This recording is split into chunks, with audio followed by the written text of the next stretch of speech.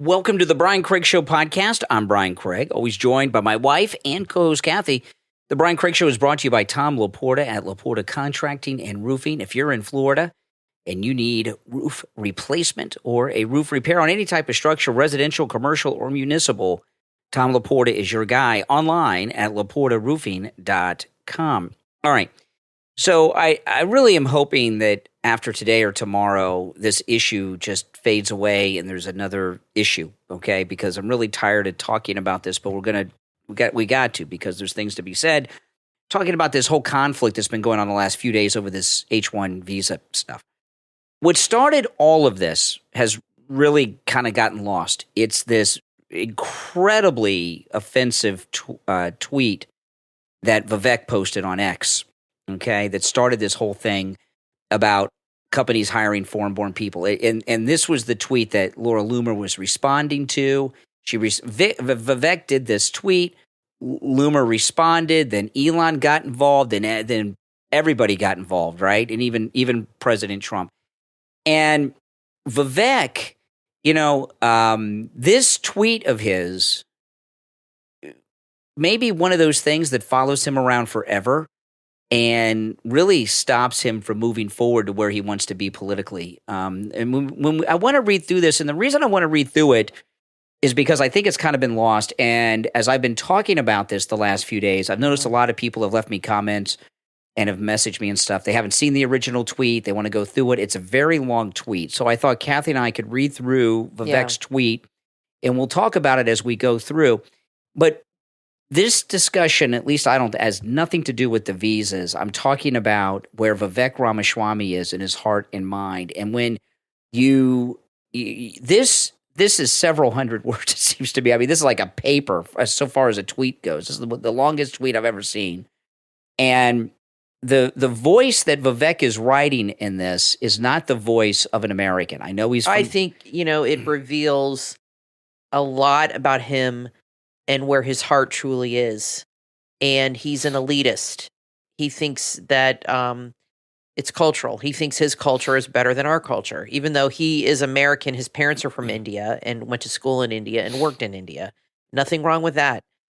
But he has one of these... It's like racist. He's one of these... Yes, he's one of these guys that thinks that Indians are just better overall at the STEM group, the STEMs.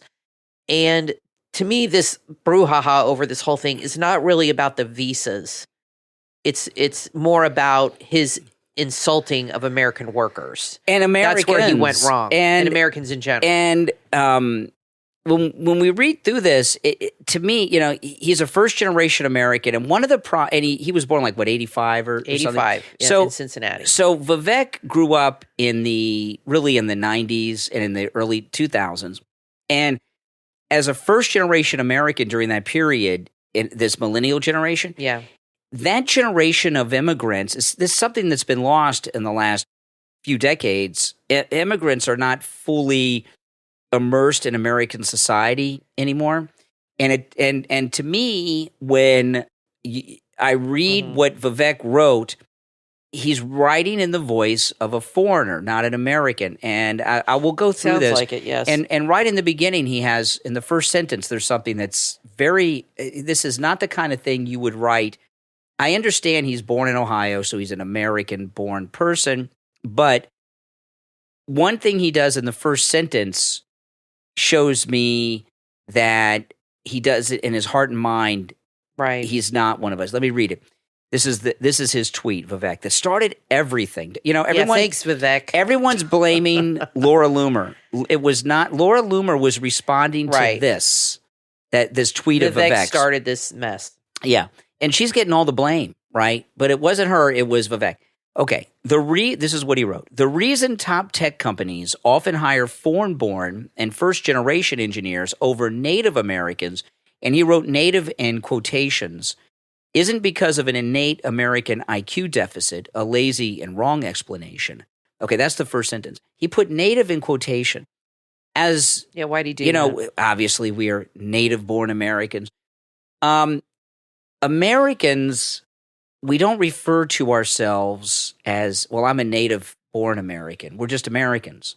The very fact that he uses that and puts it in quotations, to me, he doesn't feel like one of us. He feels like an outsider. And as you go through this, you could see that he has felt like an outsider his whole life. I see it differently. You could be right, but I see it that he's being condescending there. Like he's using native as like sarcastically. Like you're not really the true natives of this country. It's like, I don't know. Native in quotes indicates that you're not really like native. The Indians or the natives? You're not really native. Like Native American Indians. Exactly. He's using it in quotes to make that distinction that you're not truly native. That's just what you think you are. Yeah, that's how I took it.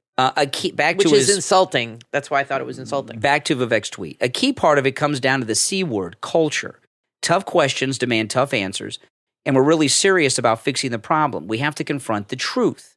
Our American culture has venerated mediocrity over excellence for way too long, at least since the 90s and likely longer. That's his awareness time, the 90s. That's why he, uses that. I mean, that's how millennials are. Nothing happened before him, I guess. Yeah. That doesn't start in college. It starts young. A culture that celebrates the prom queen over the math Olympiad champ or the jock over the valedictorian will not produce the best engineers. Okay. How much you want to guess he was in the math club at high school? Yeah, one of the math... the mathletes. Yeah, the mathletes. The geeks. So what he's saying here is other cultures, like in particular India, have a better culture because they put these people up at the. Has he been to India lately? Does he understand what that country's like? Well, here's the thing. I know a lot of Indian Americans and a lot of Indians who have immigrated to this country. Okay, most everyone I've met is a college-educated professional. Not all of them, but they're all good people. I'm not going to put down Indians or India. However, India really is a third world country. Yeah, no, that's what I mean. And they have some of the worst overpopulation on the planet. Okay, there's like 1 billion people there, and it's not that big of a country, and it is a third world country. I don't think they even have air conditioning. The super rich mate. So for him to say that this third world culture is better than our culture, it's absurd. That's what I mean by Vivek speaking from a foreign voice. Yes. I mean, most people probably think their country, their culture is the best. But he's supposedly an American. And if he doesn't think, this is the thing. If Vivek doesn't think that America is the best, should this be somebody that we want to have a future in politics? You understand what I mean? No, if he thinks that India has a better culture than the United States, that's a problem. I think people are missing the boat on this whole issue. It's not Jack Posobiec and Bannon, all them. They're arguing about the visas. Who cares? This is such a non-issue. It's not about me. The visas. This is about what you said. This is about Vivek being insulting. That's what's really at the heart of this argument to Americans. And I also find it interesting that all these people like Bannon, Posobiec, and Charlie Kirk are siding with Ron DeSantis on this, who all of a sudden now there's videos coming out of Ron DeSantis being against these types of visas, and they're not siding with Trump. And I found that very interesting today. And the first thing that came to my mind is, Charlie Kirk and them and Posobiec, they all got to keep going. They're young guys beyond Trump. So Trump's been elected. They've ridden that wave. And they're looking for the next wave. They got to keep that going. So they're going to start siding. You're going to start seeing this. You're going to start seeing them siding with DeSantis on a lot of things. I think so. They think I don't know. that he is going to run and that he is, they're worried about the future of their industry. I think you're a little too far ahead of these guys. This is, I don't know. Before we get back to Vivek's tweet, okay, one of the things I talked about over the last few days with this, the period between Christmas and New Year's in the news business is a very slow news period. Yeah. I always got to explain this to people because I know there's been a plane crash in South Korea. I know there's news, but there's not a lot of news that lends itself to controversial discussions, which is what people like me and Prosobic and Bannon and others do. We talk about controversial topics.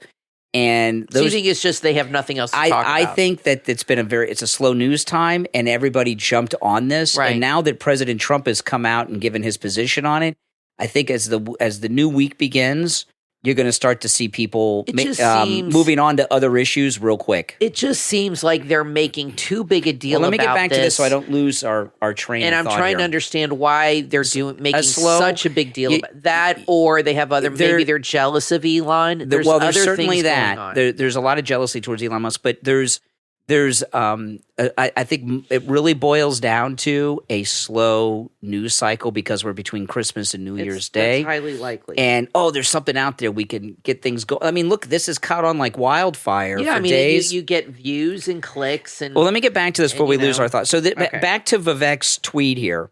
A culture that venerates Corey from Boy Meets World and Zach and Slater over Screech and Saved by the Bell or Stefan over Steve Urkel in Family Matters will not produce the best engineers. Fact. This is Vivek. Goodness. I know multiple sets of immigrant parents in the 90s who actively limited how much their kids could watch those TV shows precisely because they promoted mediocrity. And their kids went on to become wildly successful STEM graduates. See, this is Vivek was, and there's nothing wrong with this, but he wants to be president.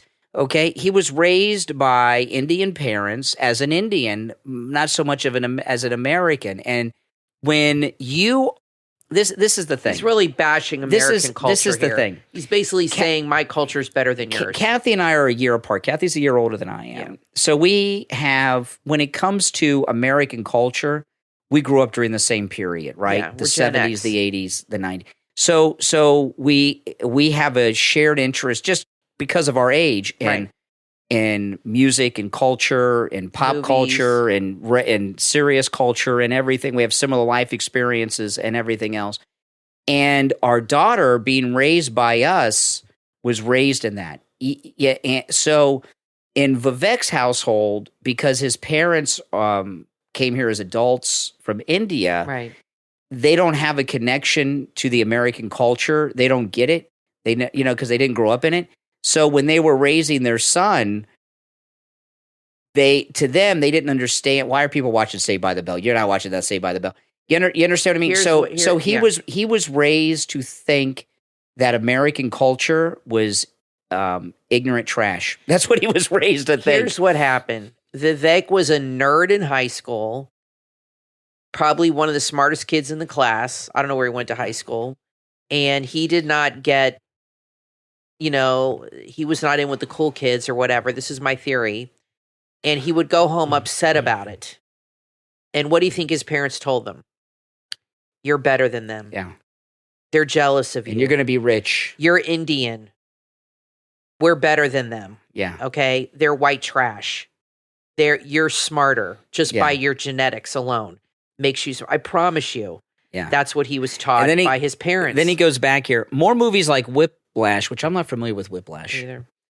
Fewer reruns of Friends. And, listen. Lots of 90s references here. This thing with Friends, when Friends was on originally, I don't know why, but some of my friends used to come over to my apartment to watch Friends. And we used to watch it together. I never liked that. Isn't that weird? It seems kind of strange. It was strange. But I would have, there were 4 or 5 friends of mine would come over to my apartment and we would all watch Friends. You guys like that show that much? I never liked it. I don't like it now, but I did then. It's not funny. More math tutoring, fewer sleepovers, which, I don't know what that has to do with anything. That's a part of, sleepovers and things are part of Americana. These are things that he just doesn't understand because... No, he just was never invited to a sleepover. Oh, I see. Okay.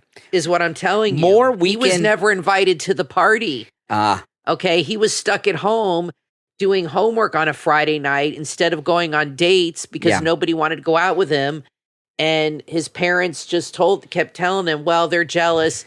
You're better, and he's rich. He's and you know what, Kathy? Because he's a billionaire, it reinforces that he was better. Exactly. More weekend science competitions, fewer Saturday morning cartoons. Well, that personally offends me right there. Because I grew up. That's in the 70s now. That's before his time, but that was my era and Brian's. And I don't think watching Saturday morning cartoons when you're 6, 7 years old is... No. I understand what he's trying to say, but the things he's talking about are kids being distracted and not being pushed in the right direction by their parents as far as academics. Yeah. And he's painting a very broad brush that's how Americans are across the board, which is definitely not true. There are kids born here that have parents that, look at JD. JD Vance totally kills that narrative right there. Here's a guy born into poverty in a white family. And how did he get where he is today? By studying, by his mama pushing him to study and to do well in school. But I'm sure he's a white American. Is that part of his culture? No. And I promise you that JD Vance, at the same time he was doing all that, was watching Saved by the Bell.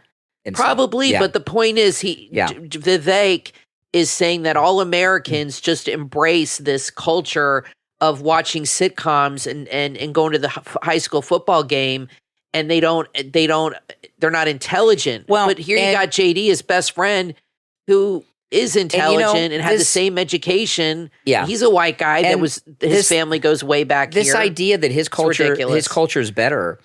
If you remember that movie from years ago, Slumdog Millionaire, was about how they have this class system over there that you just can't break out of. You know what I mean? And it's a whole movie about that. So no, this is insane. More books, less TV, more creating, less chilling, more extracurriculars, less hanging out at the mall. See, this is personal with this guy. He just never got invited out. When exactly. He had no friends. Most normal American parents look skeptically at those kinds of parents. More normal American kids view those kinds of kids with scorn. If you grow up aspiring to normalcy is what you will achieve. Yeah, he's better than all of us. Now, close your eyes, and this is the longest tweet ever that Vivek wrote here. Yeah, it's pretty insulting. Now, close your eyes and visualize which families you knew in the 90s or even now who raised their kids according to one model versus the other. Be brutally honest.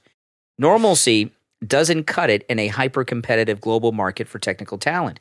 And if we pretend like it does, we'll have our asses handed to us by China. He's better than normal. Americans, well, let me finish this. This can be our Sputnik moment. We've awakened from slumber before, and we can do it again. Trump's election hopefully makes the beginning of a new golden era in America, but only if our culture fully wakes up. A culture that once again prioritizes achievement over normalcy, excellence over mediocrity, nerdiness over conformity, hard work over laziness. That's the work we have cut out for us, rather than wallowing in victimhood and just wishing or legislating alternative hiring practices into existence. I'm confident we can do it with 2 American flags. And it's as of this moment, this tweet of Vivek's has 110 million views. Okay, here's the thing. And this shoots down, in my opinion, everything that Vivek wrote here about how terrible American culture is. One of the things, and one of the major individuals who is responsible for a lot of people are responsible for the reelection of Donald Trump, and a lot of you are. But a lot of people made a lot of big moves. One of them is Barron Trump, and Barron Trump good point. Got the youth vote behind President Trump by getting his dad to go on these pop culture podcasts, these young Gen Z podcasters, and with all the bling and doing all these things, going on a podcast of comedians and Jake Paul and who's that one guy that gave Aiden Ross, Those Aiden Ross and those people are the the Saved by the Bell class, the Friends people of today, right? Exactly. That's the modern pop culture. He's basically saying... And that got Trump elected. Yeah, it's what he said is so insulting. He's basically saying that unless you're an engineer from an Ivy League school from India, you're worthless. You're nobody. And you don't contribute anything. Meanwhile, everybody contributes. You don't have to be Ivy League educated or an engineer to be important in this country. And he is surrounded by people like JD and Barron who don't fit this stereotype that he's putting out there at all. It's just ridiculous. This is a personal thing with this guy. He's bitter. And he's bitter because of his experiences in high school and middle school growing up and possibly college. And he was the guy that all the kids made fun of. That's what Scott Jennings said. Somebody got shoved into a locker, and I'm not going to say who. I thought that was a great response. And he hasn't gotten over it. He hasn't gotten over it. Usually when you go to college and stuff, you get over these insecurities and you move on. But to sit here and say, so it's created this whole huge debate, this whole huge nothing. And I think Trump made one statement a while. I don't know. He's pretty much staying out of it, though. But I don't know what Vivek's motivation was for this. But I can promise you this, Trump is not happy. And he probably, Trump's got to deal with enough adversity coming from the left. He doesn't want it coming from his own people. And he doesn't want to put out fires that are started by his own people. And I don't know if he talked to Vivek about it, but I'm sure he's not happy about it and is like, thanks a lot. Or maybe he doesn't care. I don't know. Yeah. You think Trump cares? No, I don't think Trump is getting involved in any pettiness. Yeah, but it might make him look at Vivek a little differently. Yeah. It might make him not trust him as much or be like, yeah.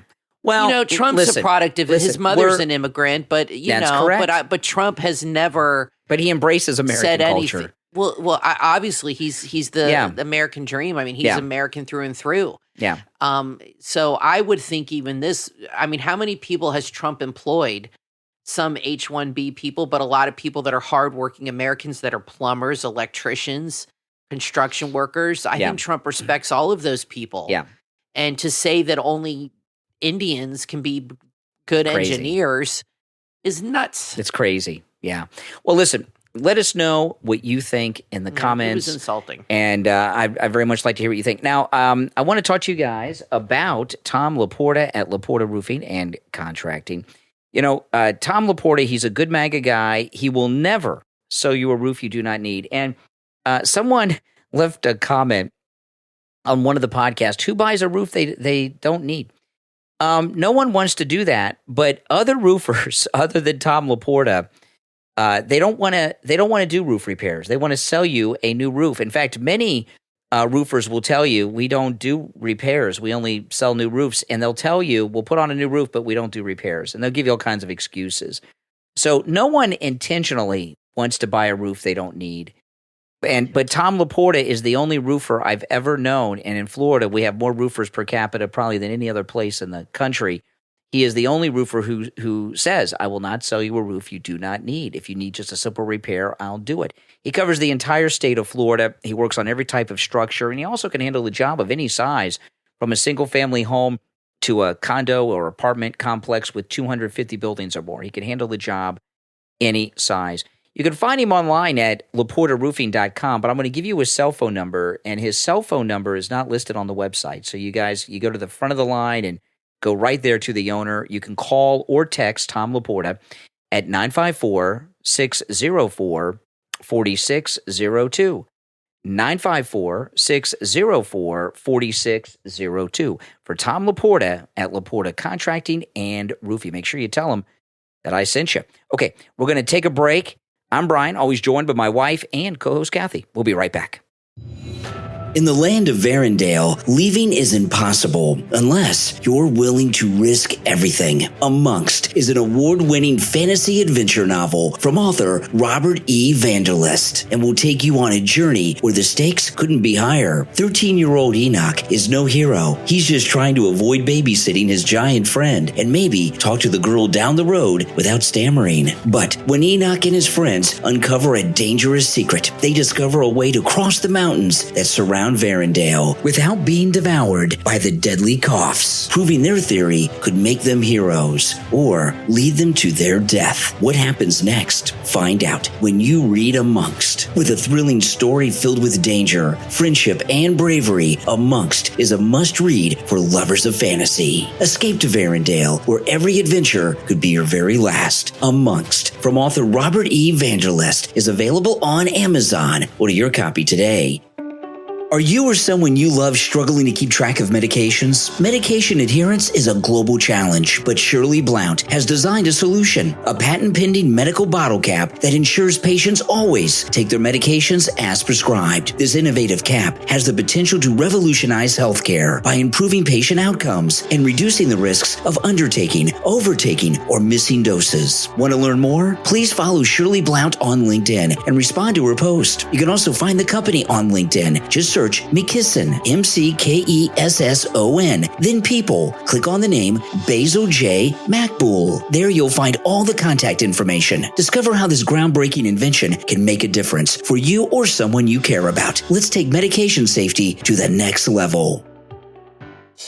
Attention Christian men who are entrepreneurs, leaders, and visionaries. How would you like to step into a community that challenges you, inspires, and equips you to thrive in both your personal and your professional life? That's the Coalition, where high-value leaders just like you unite. The Coalition isn't just any other group. It's a brotherhood of fearless men who know the power of connection. With the Coalition, you'll gain networking opportunities to expand your circle, find referrals, and form powerful partnerships. Mentorship from seasoned experts who will guide you to your next breakthrough. Valuable tips that will sharpen your skills and improve your life right now, and much, much more. Promote your business, tackle monthly challenges to stay motivated, and attend exclusive events like a monthly Bosses Inner Circle meeting, quarterly networking events, even an annual guys trip. The Coalition's mission is simple. It's to help you conquer obstacles and become the leader God designed you to be. Mark your calendars. The official launch date is January 1st. The time to level up is right now. Visit coalition.totalsuccess365.com to join this unstoppable movement. Coalition.totalsuccess365.com. Share the link on all your social media too. Coalition.totalsuccess365.com. Join now.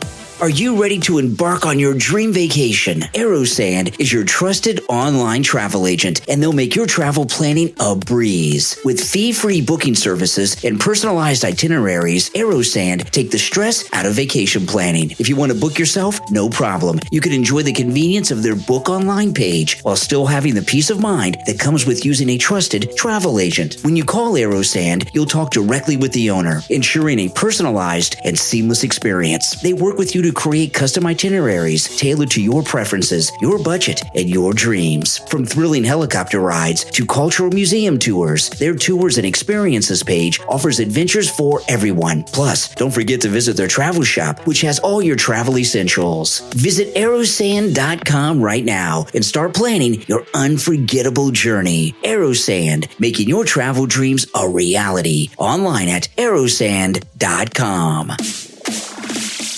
You are listening to The Brian Craig Show podcast, broadcasting from sunny South Florida. Brian is joined by his wife and co-host, Kathy. Follow Brian on social media at briancraigshow.com. And now, Brian and Kathy. Welcome back, everyone. I'm Brian, always joined by my wife and co-host, Kathy. Okay, President Trump over the weekend posted something about the Democrats, which is probably criminal, on True Social.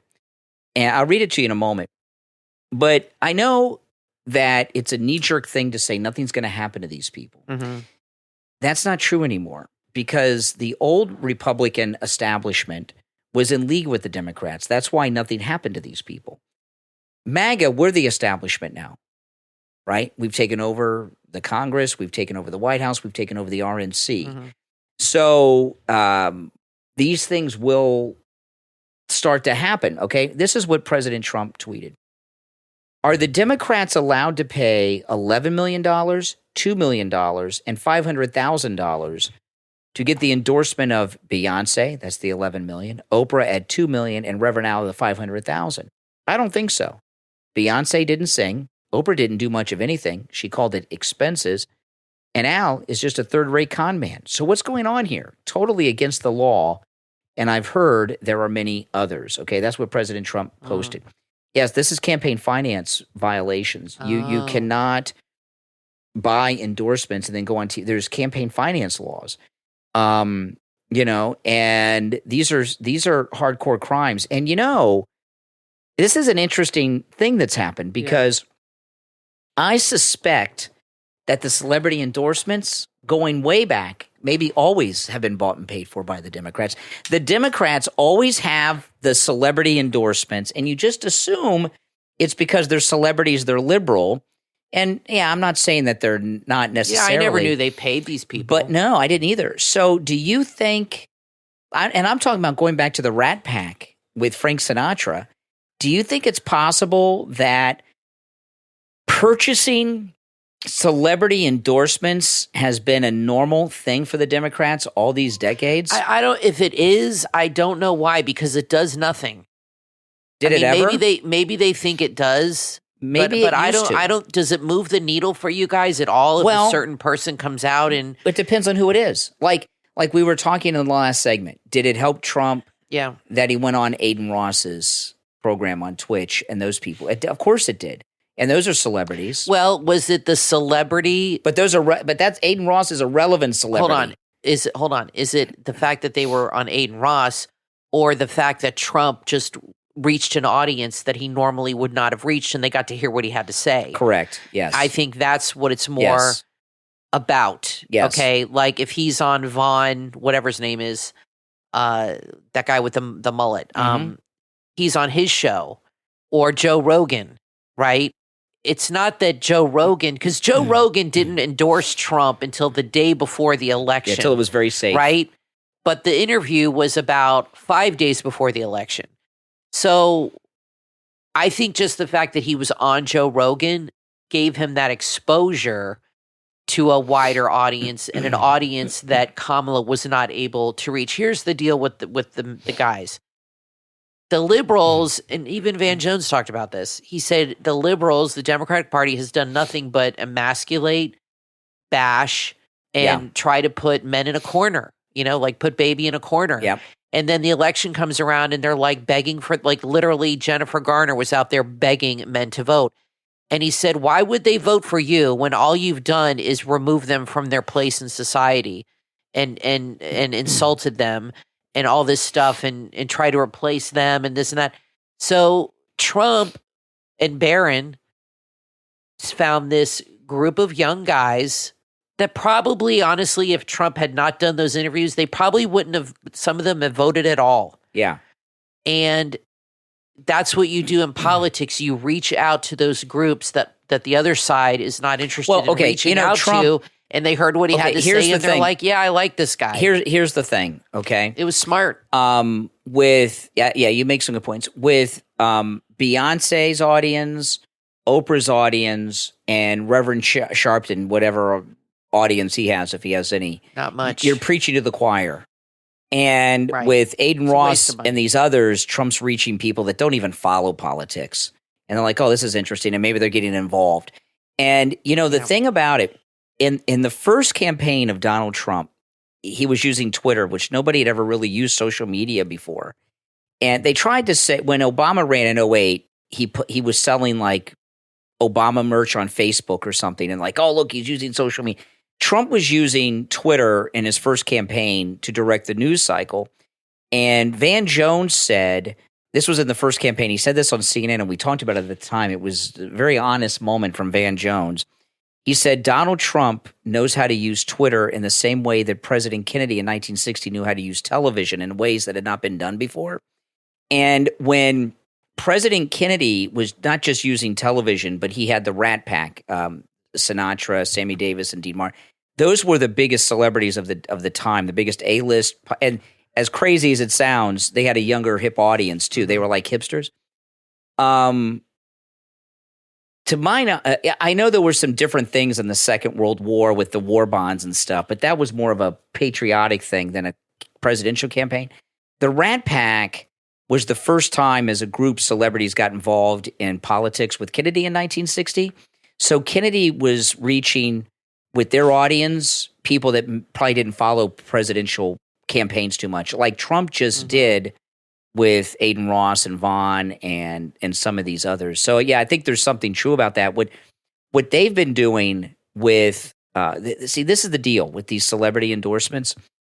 Kamala Harris, and I don't think this is unique to her campaign. I think this is how the Democrats operate. Kamala Harris's political campaign in a few short months spent $1.5 billion with a B, $1.5 billion with a B. They were stealing the money. And it was a lot of this. See, the reason President Trump, this is a big crime. It needs to be audited. This is a big crime. The reason President Trump posted this was not so much about the celebrity paid endorsements. That's part of it. But what President Trump wants is, yes, an audit of this campaign to find out where the money went. I think he's trying to shift the discussion off this visa bullshit. Yeah. It was what Kamala Harris was doing was possibly money laundering, embezzlement, and that's that. And that's the way it is. And a strong audit and accounting of the $1.5 billion that she went through. They knew she was going to lose. Shocking to people. They interviewed a guy that worked on her campaign. The whole time they knew she was. He said she was never ahead in our internal polling, Correct. not once, ever, not in any state, anywhere. They knew she was going to lose. They knew it, but they obviously tried to paint it differently publicly. And so here they are at the end, at the last minute, throwing all this money around that they had instead of returning it to the donors and saying, you know what, it's over. She's not going to win. Take your money back. I don't even know if that ever happens.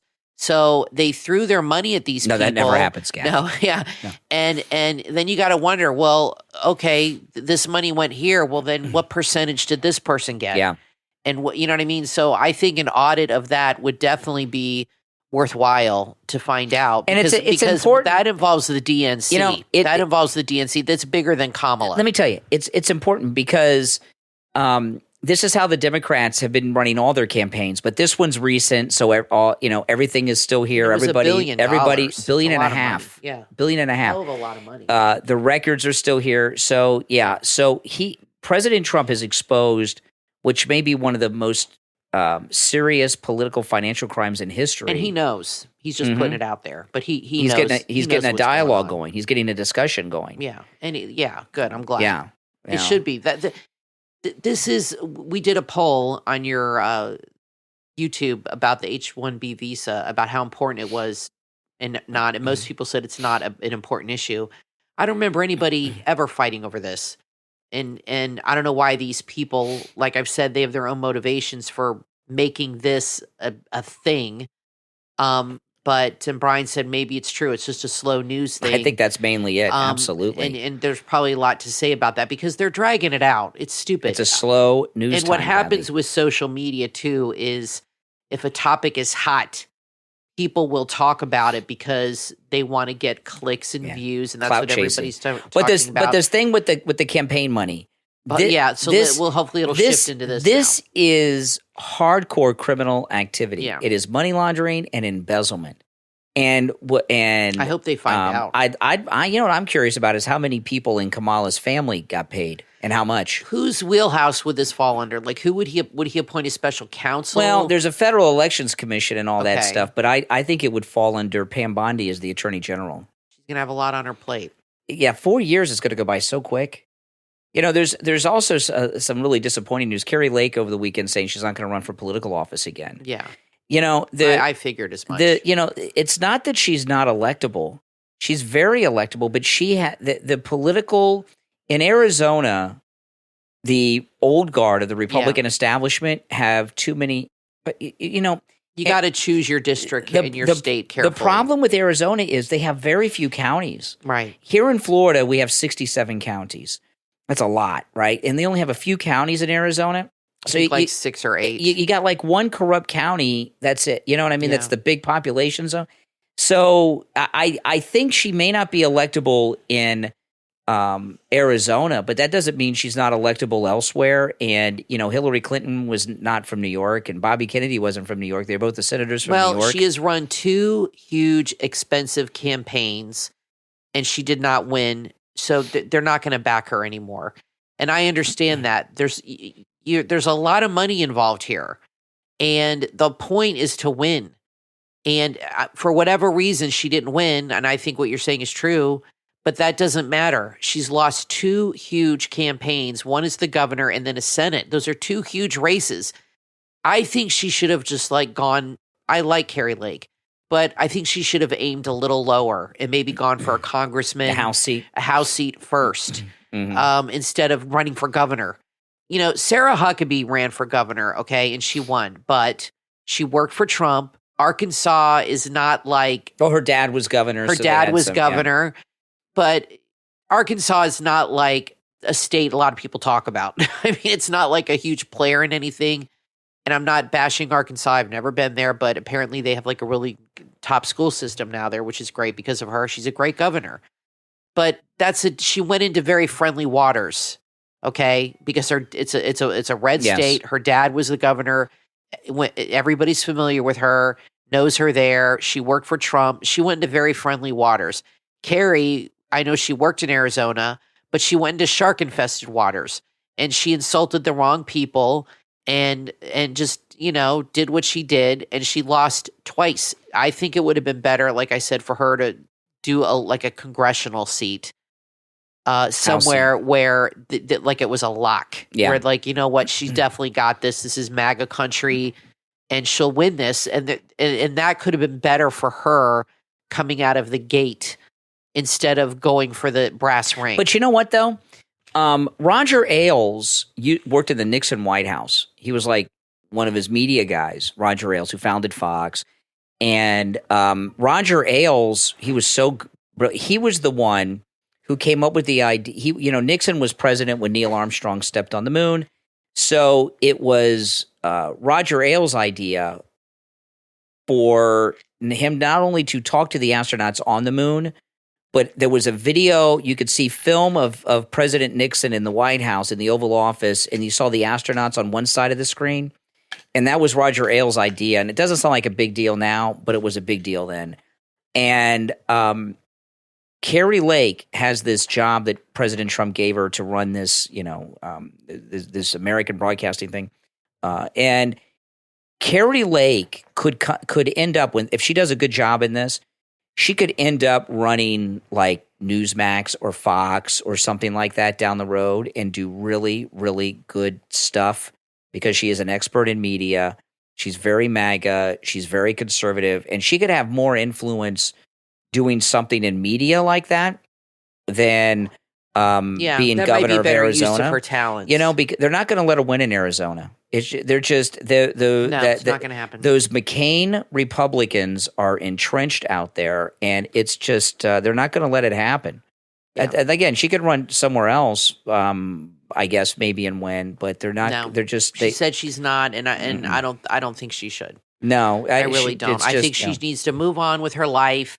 You know, campaigning has got to be exhausting, and she's been campaigning nonstop for years. like what, the last 6 years. Yeah, years. And it's tiring. And it's okay to, I don't look at it as like you're admitting defeat. You're just saying, you know what, this just isn't for me, and I'm going to move on to something else. Yeah. You got to know when to let go and move on with your life and be like, you know what, my talents are better used somewhere else. That doesn't make you a quitter. She gave it all. She gave it 110%. And it didn't work out for her for various reasons, and that's okay. It doesn't make her a failure or a bad person. I think she's extremely useful, and I think she's very bright and smart, but it's just not meant for her to be. They're not going to let it happen out there. They're just not out there. And by the way, I'm not saying that it's right, but those McCain Republicans in Arizona. Look what happened to Alan West. Well, look what happened. Alan West here in Florida. They ran him out of Congress. Alan West. Look at Sarah Palin in Alaska. Yeah, there's some of these people they just trigger, and you might say, well, Trump went up again. It's when they're focused in, like with Alan West, they ran him out of Congress. They only had to worry about a congressional district. Sarah Palin is just a state. Kari Lake is just one state. Right. If it was like multiple states, they'd have a harder time, like with Trump. But they can really there's certain people that terrify them. Alan West, Sarah Palin, Kari Lake terrify the Democrats and that old Republican guard. Now, I want to talk about Dr. Appleton and his laser wave pain treatment. He's rid me of pain 6 times. I was talking on YouTube this morning about Dr. Appleton. We have listeners that have traveled from around America to be treated by Dr. Appleton with his laser wave pain treatment. And even here in South Florida, we have listeners that go very long drives to see Dr. Appleton. And somebody said to me, is Dr. Appleton that good? Yes. You know, when you're living in pain, living with pain is a very difficult thing. Oh, yes. And, you know, that's why people become drug addicts. They can't get any relief from their pain and they start taking painkillers. You know, the laser wave pain treatment works, and Dr. Appleton is that good. You know, with the laser wave pain treatment, there's no drugs, no medications, no needles, no injections, no downtime. It's 100% painless, and of course, it works. I mean, he's rid me of pain 6 times. Yes, he is that good. And if you're in pain, you don't have to be. You know, I thought.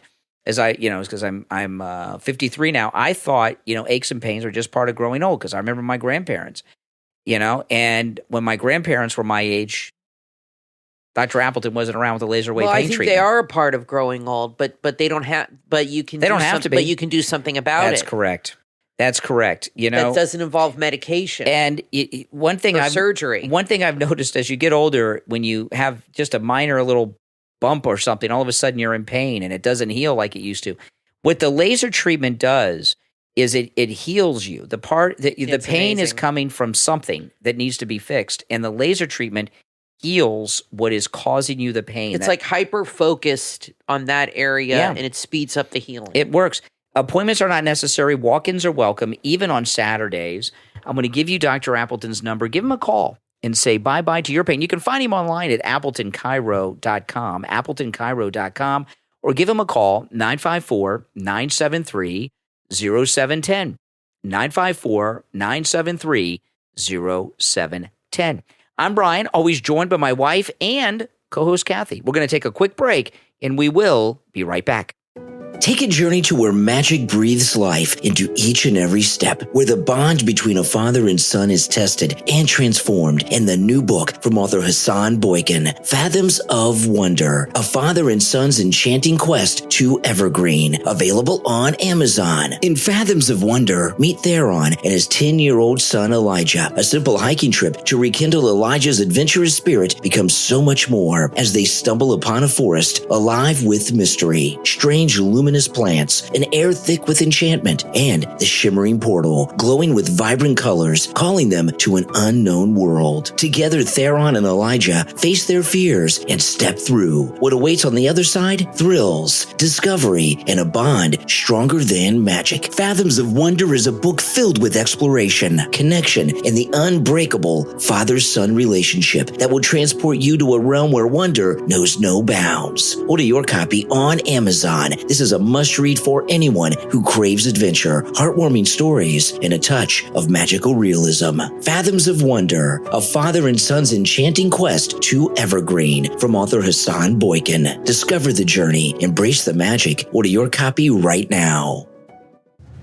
College isn't just about classes and exams. It's about growth, adventure, and finding yourself. From author Brian M. Esparza comes the new novel, Spring 18, the first book in the author's new archive series, available on Amazon. In Spring 18, meet Jason, a published author by age 18. He hit rock bottom by 19, and now at 21, he's ready for something new. College life on the east side of Washington. With nothing to lose, he takes on the ultimate college challenge, pledging a fraternity. Jason learns there's way more to college and fraternities than meets the eye. Whether you're a high school senior, a current undergrad, or a nostalgic alumni, Spring 18 is a heartwarming and relatable slice of life story that's filled with humor, growth, and unforgettable lessons. Available right now on Amazon and Kindle, paperback, and Kindle Unlimited. Order your copy right now on Amazon. Spring 18, the story that captures the true essence of college life. What happens when life pushes you to the edge and you feel like there's no one left to turn to? In the book, Above and Beyond, How Two Police Officers Saved My Life, author Victor Giron Borrego shares his incredible true life story. Facing blindness, bullying, and despair, Victor found hope in the most unlikely of places. Two compassionate female police officers who stepped in during his darkest hour. This must-read and powerful memoir is a tribute to resilience, the kindness of strangers, and the impact impact of mental health awareness. Above and Beyond will move your heart and transform your perspective. Order your copy right now on Amazon and experience a journey of hope and transformation. Above and Beyond, How 2 Police Officers Saved My Life on Amazon. Each and every day is a precious gift, but how often do we let moments slip by, overshadowed by the chaos of our lives? From author Spike Humor comes a guided spiritual devotional with 365 daily meditations of grace, gratitude, and hope. The Gift of This Day, available on Amazon. Imagine this. You wake up each morning with a heart filled with gratitude and a sense of purpose that guides you through the challenges you face that day. With The Gift of This Day, you'll learn to embrace each day as the sacred blessing it truly is. Through daily reflections, The Gift of This Day inspires gratitude, strengthens your resilience, and deepens your spiritual connection. It'll help you transform those ordinary moments into extraordinary blessings. Don't let a single day go uncelebrated. Start your journey of grace and gratitude right now with The Gift of This Day, available on Amazon. This devotional also makes a great gift. Order your copy right now and make today and every day a gift to cherish. The Gift of This Day from author Spike Humor on Amazon. You are listening to the Brian Craig Show podcast, broadcasting from sunny South Florida. Brian is joined by his wife and co-host, Kathy. Follow Brian on social media at BrianCraigShow.com. And now, Brian and Kathy. Welcome back, everyone. I'm Brian, always joined by my wife and co-host, Kathy. I just saw this article in Breitbart. It says here, abortions are up in the United States. It says here, even with abortion bans in place in most Republican-controlled states, the number of people obtaining abortions has grown slightly. Abortions are up in the United States. This is in Breitbart I'm reading from. I haven't read this article yet. I just saw the headline and it surprised me. It's a complicated picture as women turn to pills. There was an article in the Associated Press about this. Abortion has become slightly more common despite bans or deep restrictions in deep Republican-controlled states, and the legal and political fights over its future are not over yet. It's now been 2.5 years since Roe v. Wade was overturned. Wow. The policies and their impact have been in flux ever since. Abortions are slightly more common now than before the overturning of Roe. One thing it hasn't done is put a dent in the number of abortions being obtained. There have been slightly more monthly abortions across the country than there were in the months leading up to the overturning by the Supreme Court. Abortion bans don't actually prevent abortions from happening, says someone from the University of California. For women in some states, there's major obstacles to getting them. Advocates say the low-income, minority, and immigrant women are least likely to be able to get abortions when they want. Pills are becoming a bigger part of the equation. As the ban swept in, abortion pills became a bigger part. They were involved in about half of the abortions before the overturning of Roe v. Wade. Now it's about 2/3 of them. The uptick of that kind of abortion usually involves a combination of two drugs. It goes on. Okay, whatever. This is a very poorly written article. I'm surprised to see this in Breitbart. A lot of articles now are written It's not even hardly literate. I got to tell you. This is why it surprises me that abortions are up. I don't buy that, by the way. I don't believe that. I don't believe it because... What's their source of that? They don't really give much sourcing, but this is why I don't believe it, okay? There's all this trans stuff. So many people are these different genders and all this stuff. There's less heterosexual sex taking place than ever before. How do you know that? If there's all these gays and trans and different gender people and everything else. That might not be as prevalent as you think. Well, then maybe not. Then maybe it's not. But why would abortions be up? I think that they're just making these numbers up, or they're counting things they didn't count before. But it could also be that these abortion advocacy groups are trying to act like there's still a need for them. Even though, or something. I don't believe that there's more abortions now than before Roe v. Wade was overturned. I don't believe that. That's not possible. Well, let's say it is true. Okay, say that's true, and it's ticked up a little bit. My thinking is because women don't have as much of a grace period to get an abortion, like say you live in Florida, you have 6 weeks, or maybe it's 15. I'm not sure I think it's 6 now. So say you live in Florida, just say for argument, you live in a state where he has 6 weeks to do it. You don't have that grace period of time to think about it. So there might be some panic abortions, for lack of a better phrase, happening where young girls or young college girls or girls in high school are getting them because they want to get it done under the wire. And they're like, you know what? Well, I didn't think about that. I don't have an option after 6 weeks, so That's I better do it. I could see that. And because before that, when they had like a 4-month grace period, they might have more time to, you know, our daughter who's adopted, we met her birth mother. And she told us that her family didn't know till she was 5 months pregnant, that she was pregnant. She hid it from them. Yeah. I don't know how. She was a thin girl. And I said, well, how'd you do that? Because we talked to her. I just wore baggy clothes. They thought I was gaining weight. So she didn't tell her parents till she was 5 months along. And then Emily was born at 7 months. So a lot of young girls get pregnant and they need time to figure out what to do, how to tell their families. And this could be just panic abortions happening is what I'm thinking, why there's so many. That's more. A possibility. Yeah. You could be right about that. I could see that happening. There's also another story. I saw this in Breitbart today, but it's also being reported by ABC News, and I saw this on the Gateway Pundit as well. Okay. Mexico. Listen to this. This ABC News is the original source of this, so all the other news outlets are just regurgitating what ABC News reported. In ChatGPT or in Copilot. They put it in there and rewrite it for me. But this is the original story. Mexico is developing a cell phone app that will allow migrants to inform family members and local consulates if they think they're about to be detained in the United States. Mexico's Secretary of Foreign Affairs announced on Friday. And then what will that do?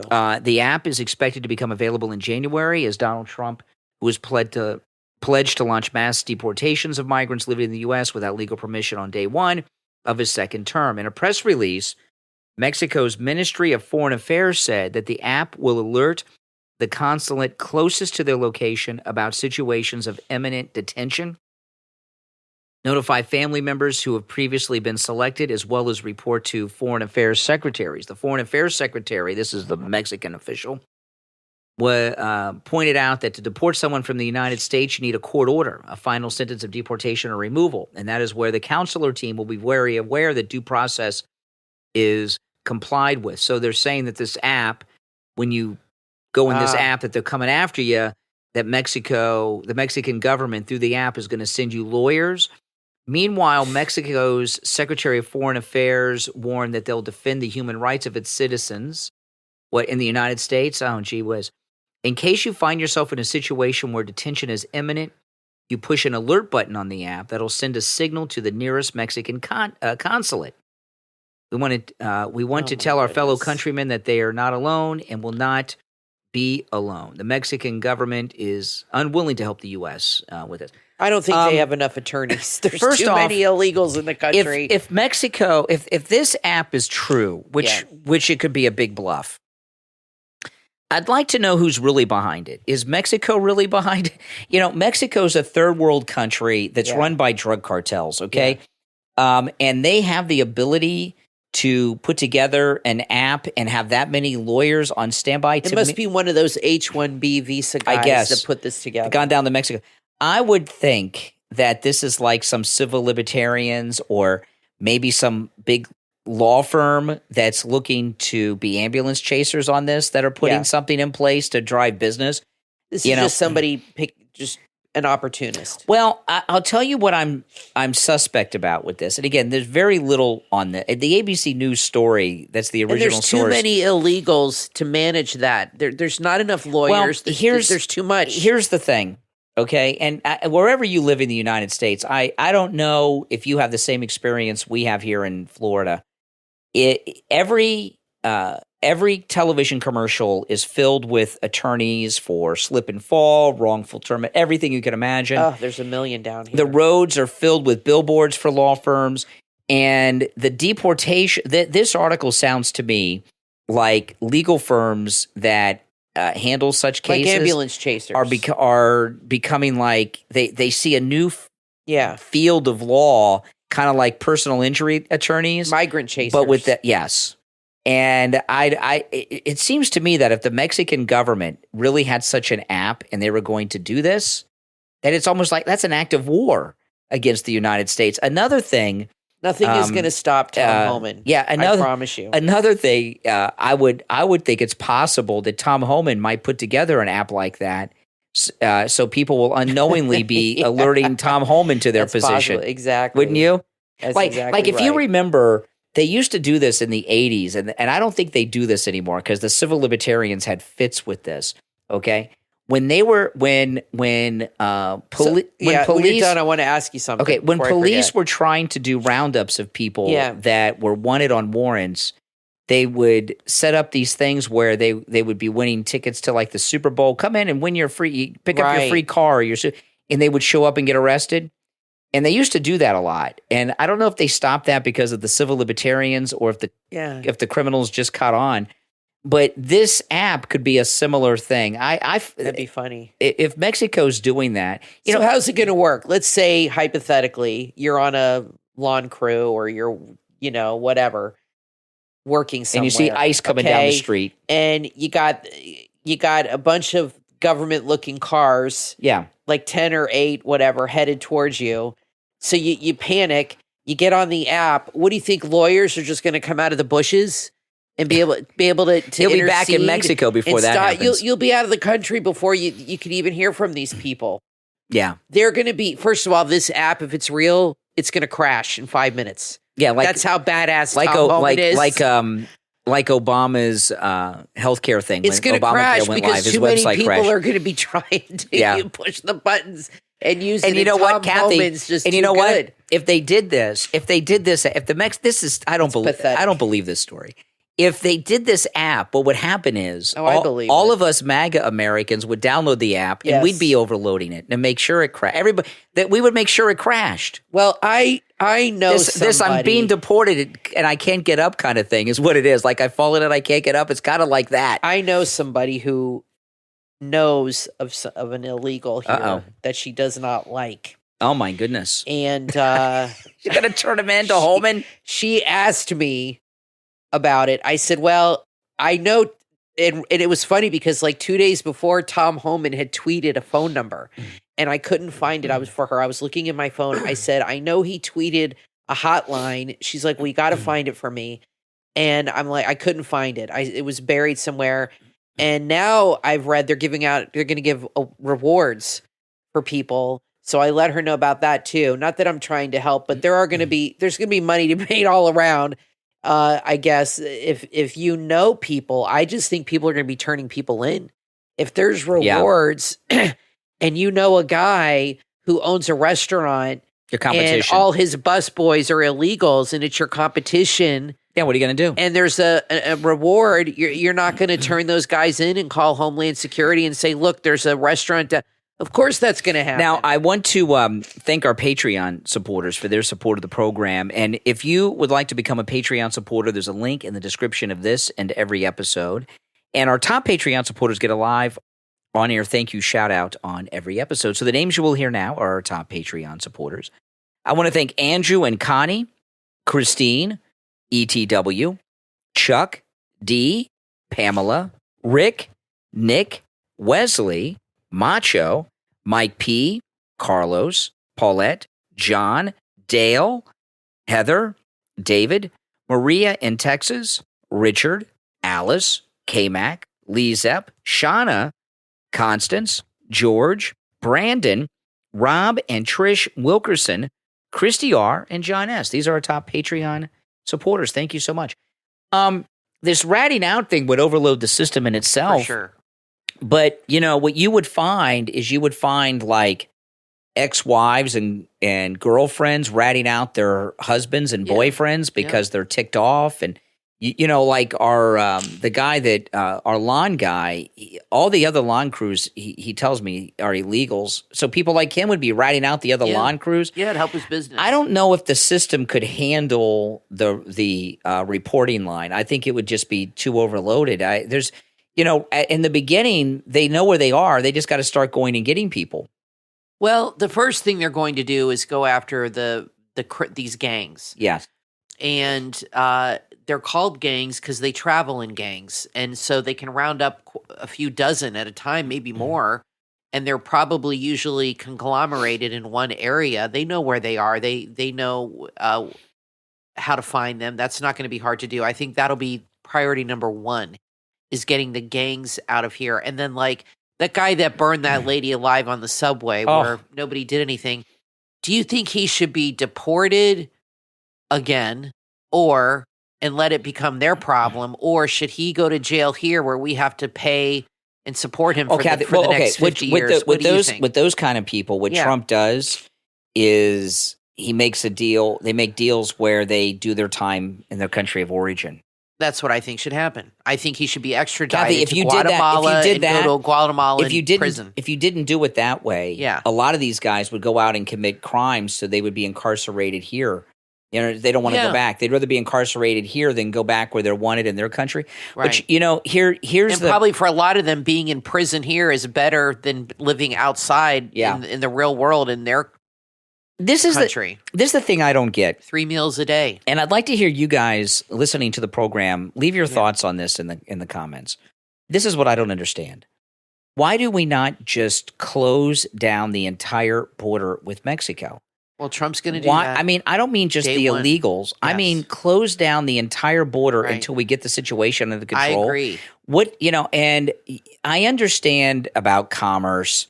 So other than that, other than like semi-trucks, things like that, nothing comes through. Let me ask you this. Nothing. Could Trump do a thing where if say Mexico doesn't work with us, could he do a thing where he ends tourism and stops cruise ships and planes and everything from going there? Stroke of a pen. He could order then that's what he should do. Yeah. Because that would totally bankrupt that country. Yeah.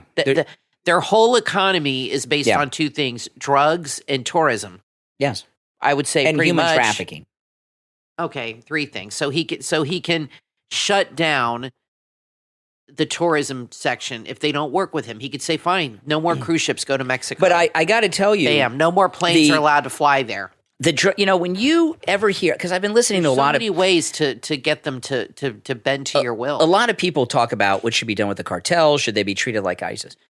The human trafficking of the illegals is more profitable for the cartel than drugs, because with the drugs, there's a whole process to manufacture them. They have to, you know what I mean? They have factories and farms and all these things. There's a lot of money that goes into manufacturing the drugs. Not to mention smuggling them in. They're just letting people walk across. With the people, they don't have to make anything. They got the people, and you know what I mean? People are allowed in. So it's much more profitable. Yes. But they always blame us. Well, the American people, you got all these drug addicts. They blame us for the drugs. Yeah, they do. Until we get the situation under control, the entire border with Mexico should be shut down. I agree. I don't think there's What about Canada?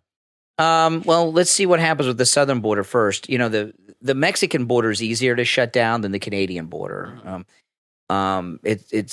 There's no fortification with the Canadian border over most of it because there's been no need. The Mexican border, there's a lot more infrastructure down there. It's a larger border. And it's a smaller border, Mexico. So there's The Canada is much larger. I don't understand why they don't do. They should shut down the entire border until we get the situation under control. They shut down during the lockdowns. Tom Homan might tell him to do that. During the lockdowns, they shut down borders between states. Exactly. Okay, so you're telling me we got to have a border with Mexico? What does Mexico provide that would be negative for the United States? Avocados, apparently. A lot of people avocados. talk about avocados. We have an avocado tree in the backyard. Yes. We'll give you 1 or 2. We can grow avocados here. Yeah.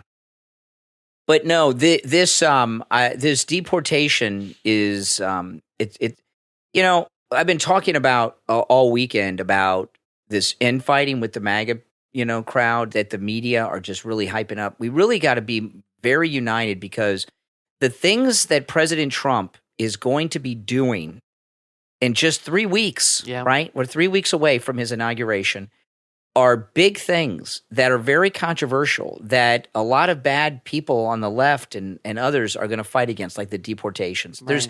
There's nothing that President Trump is going to do that they're not Now- going to fight him on. And we really have to be united. There is another behind possibility, and I could be wrong, but Trump is playing. He's 10 steps ahead. Always. He could have had Vivek. Maybe not the words he used, but maybe. I mean, is it crazy to think that he might have had Vivek start this whole thing to get the media talking about this, like a distraction? I don't know. Is that even I don't know. possible? I don't know, to but avoid to get him off something else, or not have them see what else is happening. I don't know. But a lot of Maybe people are saying, well, we can't always support. Trump hasn't even been sworn in yet. He hasn't done anything yet, right? Yeah. I mean, he hasn't. He's getting things moving in a certain direction, but he hasn't. He's not in office yet, so he hasn't done anything so far as the president yet. And everything he's talking about doing are huge historical events: the deportations, Doge, ending the war in the Middle East, ending the war with Russia and Ukraine, the tariffs. Everything he's doing is going to be fought against so hard by the media, the Democrats, the never-Trumpers, what's left of the Republican establishment, the international community. Trump needs us behind him 110%, because the things that I think there's a lot of people, and I feel this too. I'm a little impatient. This president-elect period has been going by so slow, hasn't it? Usually, we always have them. They're always the same amount of time. But this one just seems to be like, come on already, right? We need them. Well, we need them. We need them there so, for sure. So everyone's getting restless. Yeah. No, right? Yeah, Does it seem that way? Yes, I think so. Well, listen, we're out of time for today. We will be back next time. I'm Brian Craig, always joined by my wife and co-host Kathy. Thanks so much for tuning in, everyone. We will talk to you next time.